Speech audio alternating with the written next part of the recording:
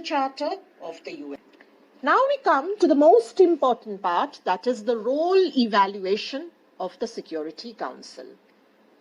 The Security Council, as we realize, is, if not the most, but definitely one of the most important organs of the United Nations, and a very sensitive organ of the UN. However, it has been subjected to immense criticism, as members have often felt that the functionality of the Council is dictated by the whims of its permanent members who wield veto power. A member with veto power can easily cancel any resolution, can ensure that no discussion takes place on a particular dispute, and as such can hold the entire Security Council to ransom. As such, the veto power is a huge weapon in the hands of the permanent members, and it has affected the fairness of the Council's interventions in various disputes. During the Cold War era, for instance, that is from 1945 to 1990, the Security Council was unable to function effectively on many issues, mainly because of the frequent use of veto by the superpowers, particularly by the USSR. In fact, the Cold War politics made it so ineffective at times that, for instance, during the Korean War, the Council could not reach any kind of a decision, and as such, the General Assembly had to step in to resolve the Korean crisis. It was during that time that the Uniting for Peace resolution was adopted during this Korean crisis, with the sole intention for moving crisis issues to the United Nations General Assembly if the Security Council proved paralyzed. It was made clear through the resolution that if the Security Council fails to exercise its primary responsibility due to lack of unanimity on the part of the permanent members, then the General Assembly could act through the adoption of the Uniting for Peace resolution, and the General Assembly emerged as the ultimate custodian of collective security. However, during the Cyprus dispute, Cyprus, by the way, is an island country in the Eastern Mediterranean and the third largest and third most populous island in the Mediterranean. It's located south of Turkey and west of Syria and Lebanon. Now, during the Cyprus dispute, as I was saying, the United Nations Security Council could perform its role, and a UN peacekeeping force was established under the United Nations Security Council Resolution 186. This took place in 1964, and the idea was to prevent a reoccurrence of intercommunal violence between the Greek Cypriots and the Turkish Cypriots, to contribute to the maintenance and restoration of law and order in the region. However, during the Indo-Pak War of 1979, the Security Council again could not reach any unanimous decision, and the war debate had to go to the General Assembly after repeated vetoes by the Soviet Union. The United Nations Security Council Resolution 307 had taken up the Kashmir issue in the backdrop of the War of 1971 while demanding ceasefire between India and Pakistan.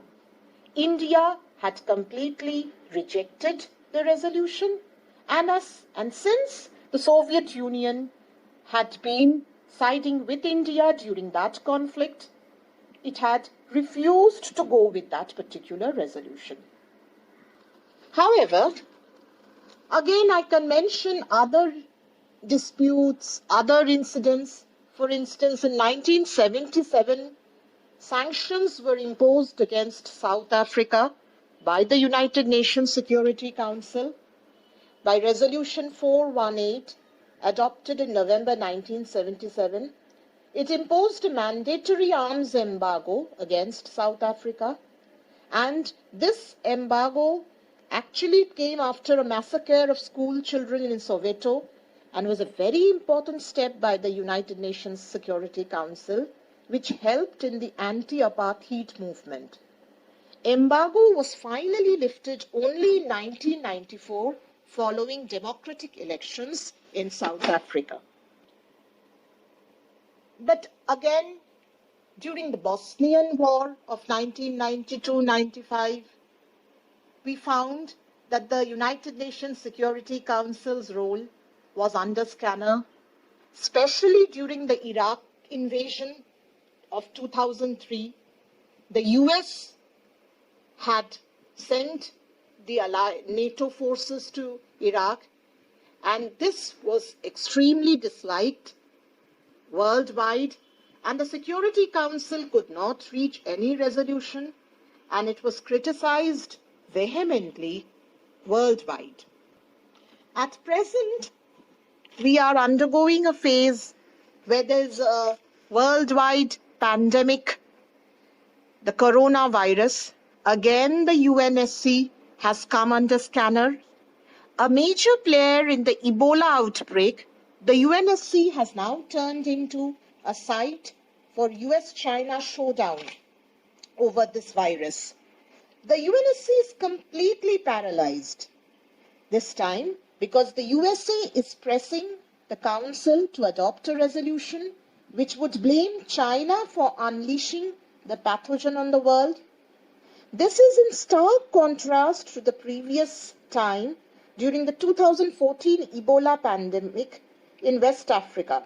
That time, the Obama administration had rallied the Council behind a plan to flood the region with medical workers and to shift the mandate of a UN peacekeeping mission in the region to help contain the spread of the disease, which killed over 10,000 people in the region. To overcome such criticism, many reforms have been suggested of the Security Council. Worldwide, there has been a demand for an expansion of the membership of the Security Council. The permanent member category needs to be reconsidered. There was a time when 5 countries were chosen as the permanent members. In the present state of affairs, is it reasonable for those 5 nations to adopt that privilege, to continue to remain in that privileged position, or should other nations be also included within the permanent membership? Regional representation needs to be more transparent. The question of veto has been under scanner. The question of veto has made sure that many a times the Security Council, despite its well-intention, has been unable to perform its role. And the working methods of the Council have also been questioned again and again. However, any reform of the Council would require the agreement of at least 2/3 of the UN member states in a vote in the General Assembly and must be ratified by 2/3 again. All the permanent members of the UN Security Council also have to agree to any kind of a reform which can take place in the Security Council. As such, you can well understand that reforming the Security Council is going to be a long drawn procedure, and a procedure on which it would not be able, the world would not be able to reach a general consensus very soon.